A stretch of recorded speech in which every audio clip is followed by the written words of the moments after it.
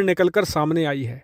खबर कुछ ऐसी है कि अमेरिका को भारत में एक नौसैनिक बेस मिल सकता है और ये नौसैनिक बेस होगा अंडमान में। लेकिन सबसे बड़ा सवाल है कि अमेरिका को अंडमान में मिलिट्री बेस देने से फायदा क्या होगा और अमेरिका यहां पर मिलिट्री बेस चाहता क्यों है। तो उसके लिए हमें चलना होगा मैप पर। तो दोस्तों ये देखिए, बे ऑफ बंगाल और अंडमान सी के बीच में ही रहे अंडमान आइलैंड्स, यहीं पर अमेरिका को मिल सकता है एक मिलिट्री बेस। लेकिन क्यों क्यों अमेरिका चाहता है कि उसे यहाँ पर मिलिट्री बेस मिले? तो इसका कारण है कि अमेरिका अब धीरे धीरे जो मिडिल ईस्ट में उसके मिलिट्री बेस थे उन्हें धीरे धीरे अब कम करता जा रहा है। उसका कारण ये कि अमेरिका चाहता है कि बे ऑफ बंगाल से लेकर और ऊपर यहाँ पर सी ऑफ जापान तक, यानी कि चीन के चारों तरफ उसकी जो टोटल नौसेना है उसका 60% हमेशा तैनात रहे। ये अमेरिका का टारगेट है। लेकिन उसके लिए जो सबसे बड़ा दिक्कत है लॉजिस्टिक, क्योंकि देखिए ये बहुत ही बड़ा रास्ता है यहाँ से लेकर, यहाँ से स्टेट ऑफ मलक्का से होते हुए यहाँ तक जाना और यहाँ से पेट्रोलिंग करके फिर वापस आना।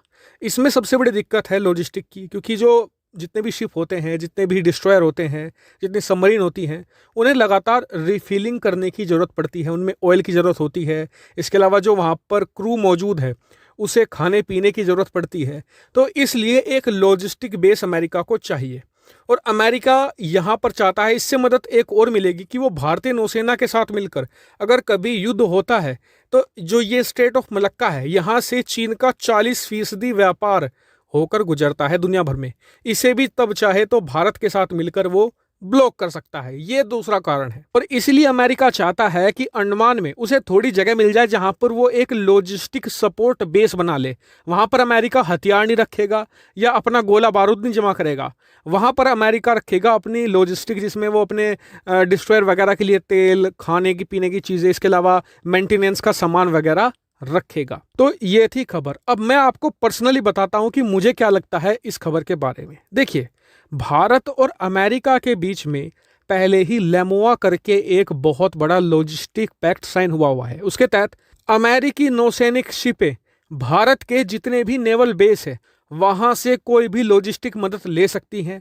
उल्टा ठीक भारत के लिए भी ऐसा ही है। भारत को अगर कहीं पर किसी भी प्रकार की लॉजिस्टिक सपोर्ट की जरूरत पड़ती है तो हम अमेरिकी नौसैनिक अड्डों का इस्तेमाल कर सकते हैं दुनिया में कहीं भी। और मान लीजिए कल को युद्ध भी हो रहा है तो युद्ध के समय भी जो लेमोआ है वो कारगर रहेगा।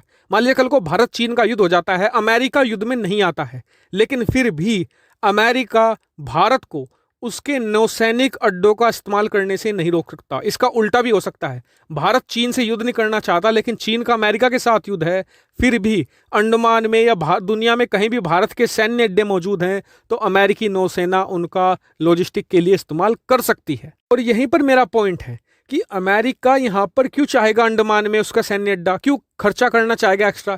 क्योंकि अंडमान में तो भारत के सैन्य अड्डे मौजूद हैं, जब चाहे वो उनसे लॉजिस्टिक मदद ले सकता है। और भारत यहाँ पर बाध्य है कि वो अमेरिका की मदद करेगा ही करेगा, चाहे कैसी भी सिचुएशन क्यों ना हो। भारत यहाँ पर मना कर ही नहीं सकता। ऐसे में मुझे लगता है कि जरूर यहाँ पर भारत अमेरिका एक लॉजिस्टिक नहीं, एक फुल फ्लैज्ड सैन्य अड्डा बना सकते हैं दोनों देश मिलकर, ताकि स्टेट ऑफ मलक्का, जिसे चीन की लाइफलाइन कहा जा सकता है क्योंकि चीन का 40% एक्सपोर्ट इसी से होकर गुजरता है, चीन का 50% तेल इसी से होकर चीन पहुंचता है, यानी कि चीन को अगर ठप करना है तो स्टेट ऑफ मलक्का को ठप कर दो। इसी रणनीति को लेकर भारत और अमेरिका जरूर स्टेट ऑफ मलक्का के मुहाने पर, स्क्रीन पर आप देख सकते हैं, यहां पर कोई ना कोई सैन्य अड्डा जरूर बना सकते हैं, क्योंकि अब भारत और अमेरिका की पार्टनरशिप बहुत ही तगड़ी होती जा